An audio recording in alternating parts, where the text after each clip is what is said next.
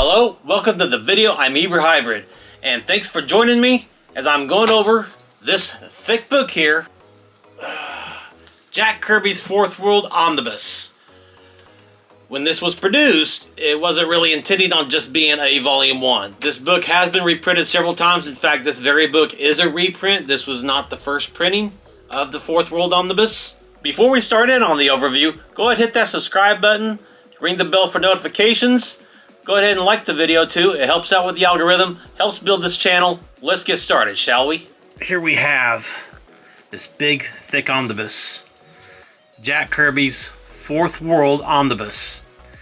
And this is a volume 1, even though it wasn't really intended to just be in a volume 1 at the time that this was being mapped out and produced. I've always been fascinated with the history of DC's New Gods. Ever since I first read the pages of Superpowers, a mini-series that was produced by DC Comics back in the mid-1980s. Here we have Superpowers number 1. Now, when I was a kid, I didn't really start off with Superpowers number 1. I first started off with Superpowers number 3. And it kind of fascinated me, quite a bit. I was already a big Flash fan. I liked Superman, liked Batman. Of course, I liked the Batman TV show. Liked the Wonder Woman TV show with Linda Carter as well. And, I had some Justice League comic books as well when I was growing up. But when I first saw Superpowers number 3 on the comic stands, I, asked my parents to pick it up for me. I read it, and I liked the art. I liked the story. And as soon as Superpowers number 4 came around, I was introduced anyways. Superman kind of knew who this particular villain was at the end of the 4th issue, which was Darkseid. And the way they exchanged banter back and forth, I was kind of like, all right, who is this guy? I already knew who Lex Luthor was. Didn't really know who Brainiac was in the story. The Superpowers was my first introduction to Brainiac. But I'm like, who is this villain here that Superman is pretty much showing a lot of contempt for? Darkseid was created by comic legend Jack Kirby. And all the new gods that was introduced in this omnibus, they were characters that sat in Jack Kirby's sketchbook. In his, he had ideas for other characters for the Marvel Universe. Jack Kirby came to DC Comics in 1970 because he was disgruntled with Marvel Comics. He was disgruntled because he felt he was not getting enough credit for the creations that he's made, the contributions he made. He created at least 70% of the Marvel Universe, while the others was contributed with Steve Ditko, John Romita, so on and so forth. Stan Lee, he pretty much wrote summaries, not like detailed stories, but just gave summaries, left it up to the artists to go along the way. Stan Lee did help out with the editorial process. He might have rewritten some dialogue. He was running a lot of titles at the time with Marvel, and Jack Kirby was drawing a lot of titles at Marvel, along with Steve Ditko and John Romita. Jack Kirby kind of felt that Stan Lee was hogging the spotlight, that he was not getting the credit that he really deserved. Not really that Jack Kirby wanted to be in front of cameras all the time. It's just, it was Stan Lee this, Stan Lee that, Stan Lee this, Stan Lee that. So Jack Kirby went ahead and left Marvel for DC. DC made it pretty well known. They made it publicized that Jack Kirby was coming to DC Comics. These are characters that Jack Kirby had created that he was intending on introducing in the pages of Thor. These were supposed to be gods, godlike creatures that Thor was supposed to encounter. Let's go ahead and take this cover off, the dust jacket. Let's be extra careful about it. I want to keep this looking nice.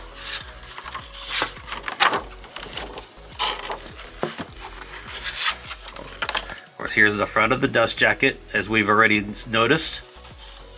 Here's the back of the dust jacket. Here is the front cover without the dust jacket. Got a close-up picture of Orion. Orion is a superhero from the planet.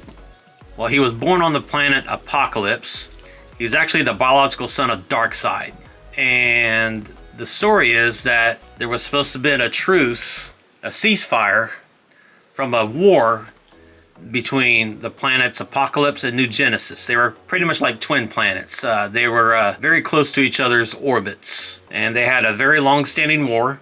Darkseid and Highfather. Darkseid was the ruler of Apocalypse, while Highfather was the ruler of New Genesis. They came to a ceasefire, an agreement where they would exchange their firstborn sons. Highfather gave his son Scott free to Darkseid, while Darkseid gave his firstborn Orion to Highfather.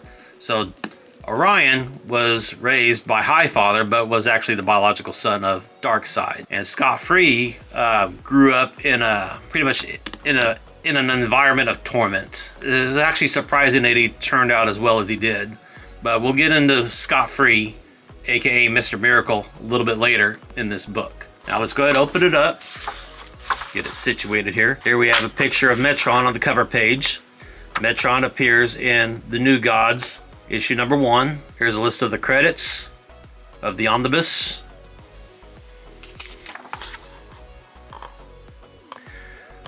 Here is the beginning of the table of contents of all the issues that's in this Omnibus. Very, very long list. Right here we have the introduction by Mark Evanier. Los Angeles, March 2007. A few thoughts about Jack Kirby and the Fourth World. The first issue that is presented in this omnibus is the issue where Jack Kirby took over one title that DC Comics had, Superman's pal, Jimmy Olsen. Started with issue number 133, and there's really no real introduction to some new gods. I don't think, but this is the reintroduction of the Newsboy Legion. The Newsboy Legion was a group of characters that Jack Kirby helped co-create in the Golden Age of comics. Jack Kirby started on his DC Comics run with issue number 133 of Superman's pal, Jimmy Olsen. Inside the pages of Superman's pal, Jimmy Olsen, number 133, we have the first appearance of Morgan Edge. Morgan Edge is the pretty much the leader of Inner Gang, which Morgan Edge was working alongside with Darkseid, created like a team, kind of like an intergalactic crime family, keep Superman at bay. You know, the whole plot was to try to take over Earth. As we get to Superman's pal, Jimmy Olsen, number 134, this is the very first appearance of Darkseid. Darkseid makes a cameo appearance at the very end, and also something to note too, that while Jack Kirby wrote these stories, he also did all the artwork. Now there is one slight issue here, is that DC Comics didn't exactly like how Jack Kirby was drawing Superman's face. So unbeknownst to Jack Kirby at first, that whenever he would turn in his artwork, they would have other pencilers redo the face of Superman because they didn't like how square-jawed and gritty that Jack Kirby was drawing male faces. Artists Murphy Anderson and Mike Royer are, I believe, the only two known artists that pretty much redrew Superman's face after Jack Kirby turned in his artwork to be photographed and be printed and so on and so forth. Superman and Jimmy Olsen, they encounter the Newsboy Legion. They come across this cosmic biker gang called the Outsiders. But as I'm scrolling through the pages here, showing off the little cameo of Darkseid on the very last page of issue number 134. We are continued in with Superman's pal Jimmy Olsen, number 135. Now, Jack Kirby was running 3 other titles that coincide with Superman's pal Jimmy Olsen. I think he started off with the Forever People, then Mr. Miracle, and then the New Gods, I believe. I don't know if it's in that particular order, but Jack Kirby was running 4 books at the same time during his run on DC Comics. A couple of them got canceled due to poor sales. Mr. Miracle ran for quite a while. Jack Kirby kept clashing with the upper management with DC Comics, mostly over how he was drawing Superman's face. He did not like how they were redrawn Superman's face, you know, covering up his artwork. he kind of took offense to that. And that was one of the biggest steals on why Jack Kirby did end up leaving after a couple years with DC Comics and later returned to Marvel in 1976. Superman's pal Jimmy Olsen number 135 also shows the reintroduction of a character that Jack Kirby had helped co-create during the Golden Age of comics, which was named the Golden Guardian at first. And he goes by Guardian today in DC Comics, but he was pretty much like a copy of Captain America. A lot of people look at him with the shield, kind of how he's drawn, and of course some people are going to be like, hey, that's a ripoff of Captain America. Well, maybe a little bit, one way or the other, but Captain America and Guardian here, both created by the same two people, Joe Simon and Jack Kirby. So you could criticize he looks too much like Captain America, but Guardian and Captain America were both created by the same two people. Same writer, same artist. The Guardian kind of lay dormant for many years till he decided to dig him out and put him in the pages of DC Comics. Now the first appearance of Guardian is Star Spangled Comics number 7, which was done by Joe Simon and Jack Kirby, of course. Now here we have Forever People number 1. A group of new characters, a brand new super team, part of the New Gods. You have Big Bear, I don't know like all their names. I remember Big Bear and Beautiful Dreamer, but they're teaming with Superman in this issue. This issue of Forever People number 1 is the very first time that Superman and Darkseid encounter each other. They don't fight. In fact, you don't see Superman and Darkseid fight at all in this omnibus, but they've come across each other, and they definitely Superman definitely knows that he's up against a very formidable foe. Forever People number 1 is also the first appearance of the Mother Box as well. So just about everything that pretty much had to do with the New God mythology is in this omnibus. First appearance to Darkseid, first appearance to Zod, Granny Goodness, the Mother Boxes, Steppenwolf. You'll find them all in this book. This book retails for like $150, and even though that's kind of a steep price, you get a very big book, and it's definitely a lot cheaper than having to track down these specific issues. You'll be spending thousands and thousands of dollars just to amass everything that's in this book. So if you ever want to read everything without having to spend a whole lot of money, getting this book, $150, it's worth the investment. And it's right about here. We have Superman in a silhouette here. This is the first time you see a panel where Darkseid and Superman are encountering each other.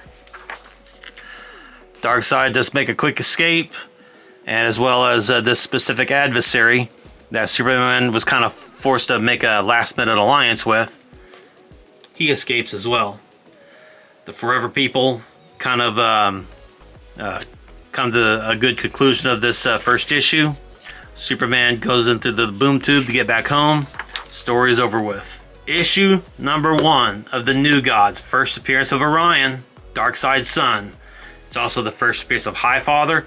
It's the first appearance of the planet Apocalypse. First appearance of the planet New Genesis. First appearance of Light Ray.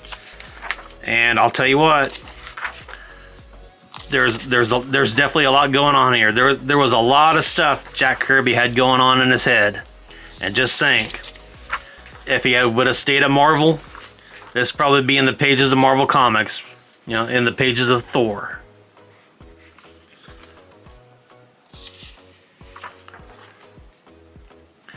We're treated to the first appearance of Calabac, Orion's actual 100%. No, it's probably no. They're half brothers. They're not full blood brothers, but they're half brothers. They have different mothers. But we also have the first appearance of Calabac. We have the first appearance of Metron and the Mobius chair, which some of you readers that might be more familiar with the current age, Batman sat in the Mobius chair and was treated to, not really treated, but asked several questions, because this Mobius chair is supposed to have the answers to the universe. It's supposed to know everything of what's going on in the universe. Batman asked it several questions, including one of them was like, what's the Joker's real name? And of course they left the reader in suspense. Did not give the answer to the reader right at first. But Batman's response was, that's impossible. And if you would read the story Three Jokers, you would kind of understand why Batman reacted the way he did. Here we have Mr. Miracle #1, the first appearance of Scott Free, and the introduction of the very first Mr. Miracle. Scott Free was not the very first Mr. Miracle, just to let you all know. Scott Free was the second Mr. Miracle. The very first Mr. Miracle was setting up a trap to escape from. Mr. Miracle, the very first Mr. Miracle, just like the second, which is Scott Free right here, were escape artists. They have an uncanny ability to escape danger in a very impossible way, very last millisecond. Mr. Miracle's assistant, named Oberon, I believe, I think that's what his name is, Oberon, kept calling him Maestro.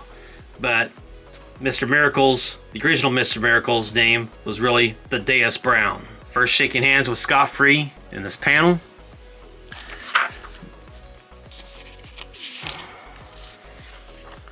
But Scott Free ends up taking over the mantle of Mr. Miracle because he's just, he kind of meets a very unfortunate end. He puts on the costume of Mr. Miracle and becomes Mr. Miracle from here on out, even to this very day. I'm not really too familiar with the modern age. I think I've seen that there's probably another Mr. Miracle, third person claiming to be Mr. Miracle. I don't know if Scott Free is still around to this very day, how everything's transpired. If you know for sure what the status is on Mr. Miracle, if there is a new Mr. Miracle after Scott Free, you might leave it in the comments below. Superman's pal Jimmy Olsen, number 136. Pretty much the conclusion of the fight that Superman and Guardian have with these genetically engineered creatures.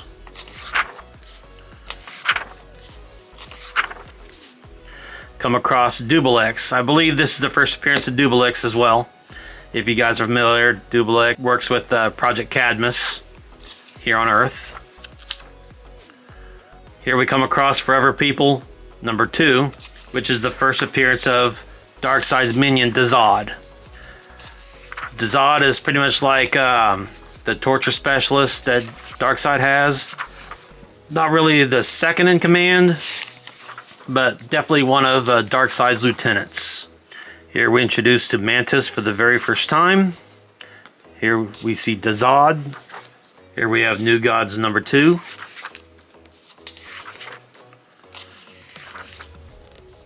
Inside the pages of New Gods number 2, I believe this is the first encounter that Orion is having with Darkseid, according to the reader. This is the first time on paper in a comic book that Orion has encountered Darkseid, I believe. I don't think he actually encountered him in New Gods number 1.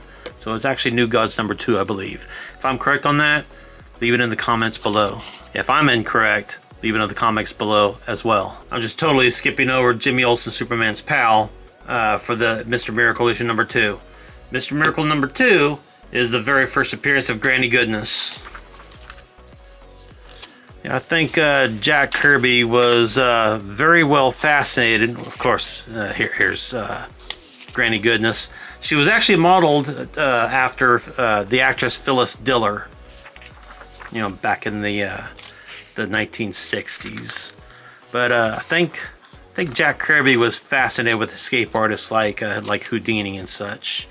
That was kind of like the big thing back in the 1950s, 60s, and 70s. Of course, Mr. Miracle does have a mother box kept on him at all times. I believe the mother box helps him out on his hard to achieve escapes. We come across Forever People number 3, which I believe is the very first appearance of Glorious Godfrey. Yep, that's him. Another one of Darkseid's lieutenants is Glorious Godfrey.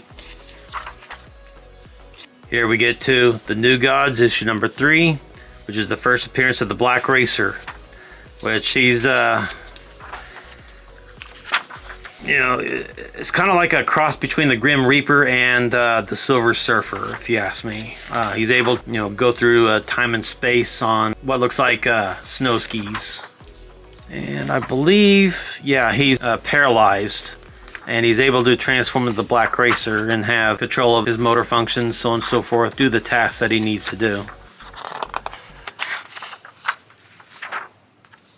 Skimming through the pages of New Gods number 4, where we open this issue up with Metron and the Mobius chair, hopping along through certain dimensions, encountering Highfather and Glorious Godfrey, the Black Racer, Orion, so on and so forth. See an appearance by Darkseid. This is like a small secret group that Orion works along with, but they're pretty much liaisons. Here's another major first appearance of a major character. You've seen her in cartoons, you've seen her in a lot of comic books, you've seen her in some video games, you've seen her in several animated movies. Mr. Miracle, issue number 4, the first appearance of Big Barda. Very tall, Amazonian in stature, but she's of the planet Apocalypse. She used to be the leader of a group called the Female Furies, which the Female Furies do make appearance later on, I believe, in the Forever People. They're first displayed to be on the good side. As time goes on, they later they became villains, so on and so forth. The Female Furies are at first introduced as heroines, but later become villainesses. But Big Barda, she's just taken aback by Mr. Scot-Free at first. She just becomes fascinated by him. As the years progress, they do fall in love. They do end up getting married. Another thing that this book represents, shows off, is Darkseid's never-ending quest to obtain the anti-life equation. If you've ever watched the Justice League Snyder Cut movie, and Darkseid and Steppenwolf are talk about anti-life, the anti-life equation is supposed to be a mathematical equation that once you know it, you're supposed to be able to control every living creature in the universe. All these living creatures that's supposed to have free will give up their free will if you know what the anti-life equation is and you use it. It is something that Darkseid has dedicated his life to trying to achieve, to get the anti-life equation. From a little bit of research I did several years ago, Mr. Miracle was able to discover the anti-life equation, but he keeps it secret and he does not use it. Skipping on ahead to Mr. Miracle issue number 5, where we show more of the Big Barda adventures, her incredible feats of strength, how a lot of men are all that she can pretty much carry extremely heavy objects with just one arm. Towards the end of the issue, we are given a little bit of backstory on when Scot-Free was pretty much growing into becoming a young adult, how he was put under the tutelage of Granny Goodness, how Scot-Free was abused, so on and so forth, till Metron came into his holding cell. Right here, we have Forever People, issue number 6. I believe this is the first time that Darkseid ever used his Omega Beams on anybody that was actually chronicled in a comic book. See if I can skip ahead here to where it happens. Yes. Some of you that may not be aware of what the Omega Beams are, they're pretty much rays that emit out of Darkseid's eyes. They can go around corners, go all sorts of different loops. They always hit their targets 99.5% of the time. Very few people have been able to escape Darkseid's Omega Beams, but once they hit, they can be lethal, or they can just transport whoever the Omega Beams hit to wherever Darkseid pleases. Could be on a different area of Apocalypse, could be transported to Earth, but if they disappear and people witness the Omega Beams hitting whoever they hit, a lot of people presume that they are killed and outright murdered, which sometimes is the case, but in this particular issue, Darkseid decides to spare the lives of the Forever People, but he pretty much expels them out of his lair. Here we see Dazod getting in Darkseid's ear. Darkseid doesn't want nothing to do with it, so he slaps Dazod away. Dazod thought he could give maybe a voice of reason or whatever it was. Darkseid's not having it. On occasion, Darkseid might be open to some criticism, suggestions, but only on a very rare occasion. Other times, Darkseid just pretty much tell you to step off, kick rocks, or you're going to face the wrath of my Omega Beams. We are skipping ahead to this book, to Mr. Miracle issue number 6. This is the first appearance of a villain named the Funky Flashman.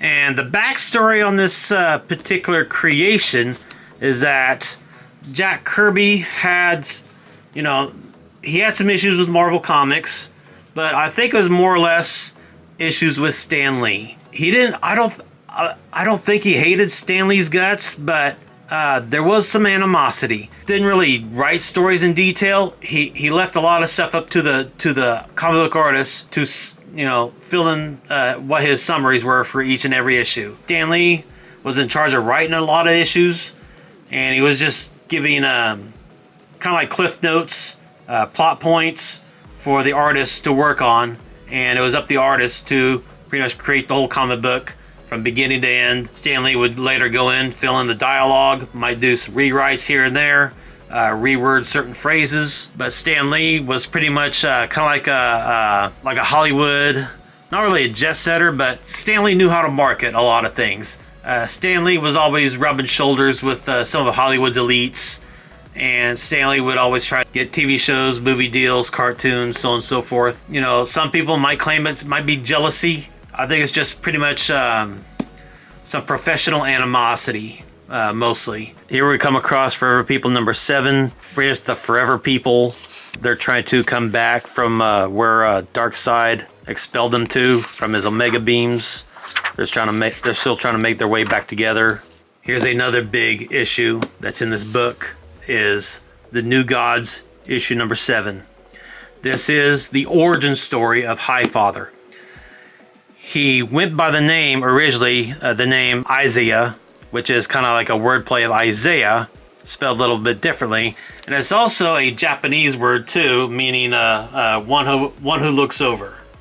I think that's the proper definition in Japanese. It's modeled after the biblical name Isaiah. But this Highfather's origin story, and it talks about how he had a life or death battle with Darkseid, main leader of his army, and also Darkseid's uncle, Steppenwolf.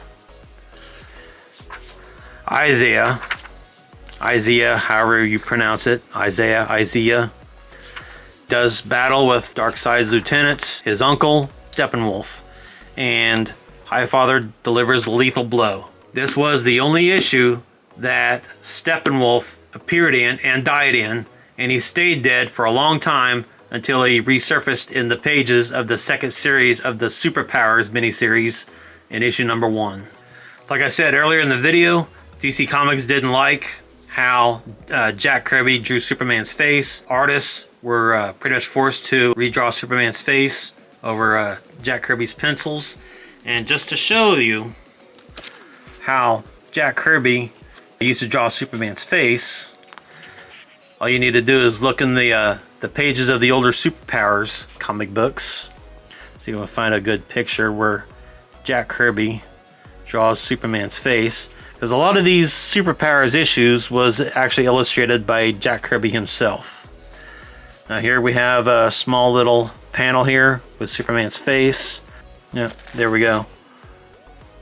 Yeah, Jack Kirby with a lot of male faces. Female faces, he would tend to draw them kind of full but still look feminine. But a lot of male faces he would draw were kind of blocky and all gritty looking. A lot of people say that Jack Kirby was always drawing himself on no matter what he was drawing.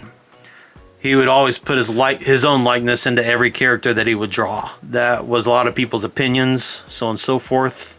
If you were wondering how Jack Kirby would draw Superman's face, there's an example.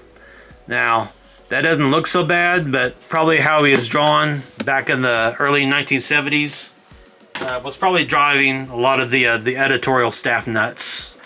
Towards the end of Jack Kirby's run at DC Comics, a lot of his titles, some of his titles would end up getting canceled. Forever People would get canceled. I think he stepped off of doing the Jimmy Olsen book. New Gods ended up getting canceled, and Mr. Miracle kept going on for a few more months.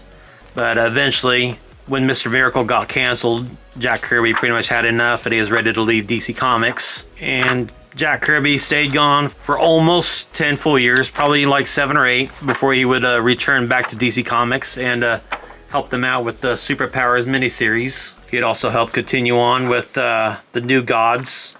And here's a full page ad that DC Comics put in when Jack Kirby did decide to return to DC Comics and continue on with the New Gods storyline. There was a short miniseries that went on after the Superpowers. I don't think they've ever been reprinted into a collected edition format. I don't think. I've searched in the past, Google, eBay, so on and so forth. About the only New God stuff that I've come across was not done by Jack Kirby. So I think the New Gods continuations after the Superpowers has not been put together yet. And hopefully it will be comprised in the Fourth World Omnibus Volume 2 that's supposed to be coming out March 19th. This book does touch a little bit on the New Gods series that happens after the newer Superpowers miniseries. This omnibus does include one of the issues of the New Gods, which shows a big fight between Orion and Darkseid. And this also closes out with a story that Jack Kirby wrote and illustrated called The Hunger Dogs, which the conflict between Apocalypse and New Genesis reaches a fever pitch. But in order to fully know what's going on, you got to get the book. I am not going to spoil it for you. This omnibus also comes with pages from the actual encyclopedia that DC Comics published in the mid-1980s called Who's Who. It has Big Barda, it has Beautiful Dreamer, it has Darkseid, Big Bear from the Forever People, the Black Racer. Of course, you have Funky Flashman, Jack Kirby's parody of Stan Lee. You have the Female Furies. You have Forager, Mr. Miracle, Metron, Mantis, Moonrider, Calabac, Highfather, Infinity Man. You have New Genesis, Mother Box, the New Gods, Orion, the Pursuer, Viking the Black, part of the Forever People. Yeah, Seraphan, Steppenwolf. Very good book to have. Definitely a lot cheaper than trying to track down each and every issue that Jack Kirby did during his run with DC in the early 1970s. This normally retails for about $150 in the United States. It's definitely worthwhile. The book is slightly larger than a Silver Age comic book. I've always had a fascination with the New Gods. I always wanted to know more about Darkseid. And whenever I saw this solicited in previews several years ago, I was not aware that the book that I was seeing was already a reprint. I just got excited. I had to put an order down. I paid my comic book store different installments. Finally was very happy to get it in my hands when it finally did arrive. This book does detail the first encounter that Superman and Darkseid have, but they do not trade blows. That does not happen until John Byrne's run of Superman. Superman number 3 is where they kind of encounter each other once again. He gets hit by Darkseid's Omega beams and transports him right before Darkseid. And in a couple more issues, they actually get in a fight, but not before he's kind of somewhat recruited. Falls under Darkseid manipulation tactics. So Superman's eventually able to break free and was able to outrun Darkseid's Omega beams and redirect them right into him. Not only is he very powerful, very clever individual. And right here you see he starts throwing fists to Darkseid. Darkseid throws a boom tube at him, transports him away. This all coincided with the Legends miniseries, which has been put together in a collected edition format as well. The Legends kind of reintroduced the Suicide Squad. Of course, Harley Quinn was not created yet. at this time. This was like in the late 1980s. Harley Quinn was not created until the early 1990s in Batman the Animated Series. So Deadshot was part of the Suicide Squad as well as Captain Boomerang, but this incarnation of the Suicide Squad does not have Harley Quinn because it was before Harley Quinn even existed. I'll probably do an overview sometime in the future of John Byrne's run with the Man of Steel, pretty much rewriting the legacy of Superman after the Crisis on Infinite Earths. I do plan on doing more overviews in the near future. Man of Steel, the Superpowers miniseries, and the Legends miniseries that took place not too long after Crisis on Infinite Earths. This is a very beautiful book. I lost count how many times I said that I was extremely happy to get this book. It was something that I always wanted to have. More knowledge I wanted to acquire of Darkseid of the New Gods. This book gets reprinted every several years. So if you can't find one at a reasonable price at the moment, other than the $150 price tag, who knows, you might be able to find it cheaper. Some eBay retailers might find it cheaper. ThriftBooks.com might have it for cheaper. You just might look into it. If you cannot find it at your local comic book shop, Barnes & Noble, don't fret, because it might go to press again. Jack Kirby's Fourth World Omnibus, Volume 2, like I said earlier, comes out March 19th. I am planning on ordering it, and as soon as I get it, whenever I do order it, I will be doing an overview of that as well. It's been something I've been wanting to know for like the past 30 or so years. If you made it all the way to the end of the video, really appreciate you. If you enjoyed this video, like it, subscribe if you have not done all that already, ring the bell for notifications. I'll let you know whenever I upload a new video. Helps out with the algorithm, helps me out a whole lot, helps build this channel, do what I really want to do. So, thanks for watching. I'll see you in the next video.